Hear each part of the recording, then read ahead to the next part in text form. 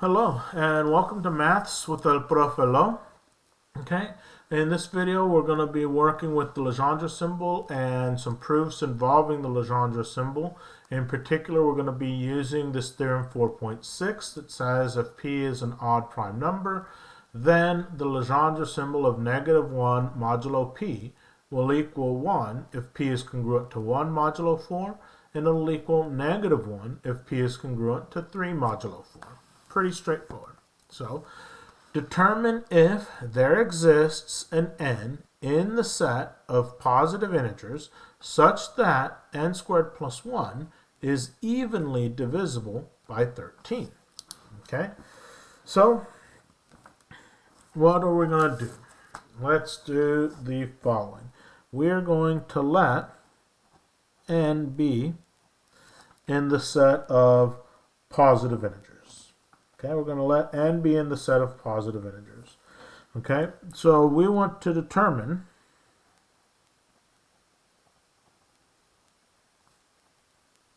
if n squared can be congruent to -1 modulo 13. So in other words, is -1 a quadratic residue modulo 13, right? Lots of different ways you could ask this problem, really. Okay, so let's work through here. By theorem 4.6, we know that n squared is equivalent to -1 modulo p if and only if, right? N squared can be congruent to -1 modulo p if and only if p is congruent to 1 modulo 4. Okay? Since 13 is congruent to 1 modulo 4, then there exists an n in the set of integers such that n squared is equivalent to -1 mod 13. So therefore, there does exist an n in the set of positive integers such that 13 divides n squared plus 1. And quod erat demonstratum would be what we would write if we had a proof.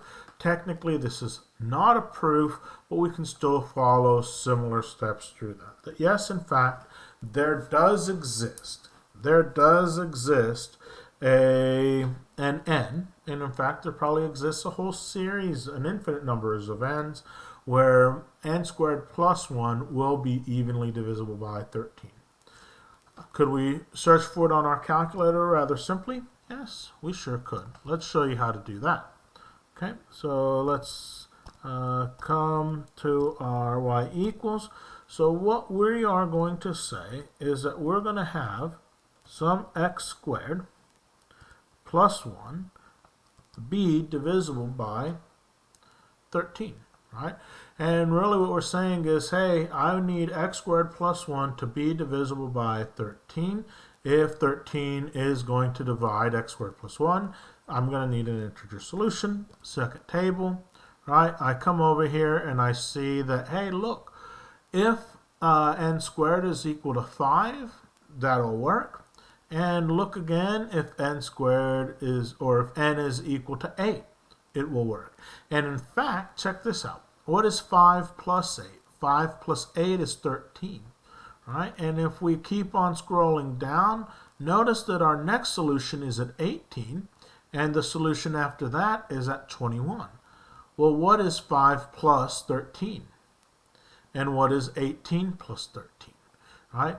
And what's awesome about number theory is that a lot of times these concepts on the repetition of solutions that Évariste Galois started to discover in his methods for abstract algebra, right? Those ideas do find themselves quite frequently into our ideas here in number theory, right?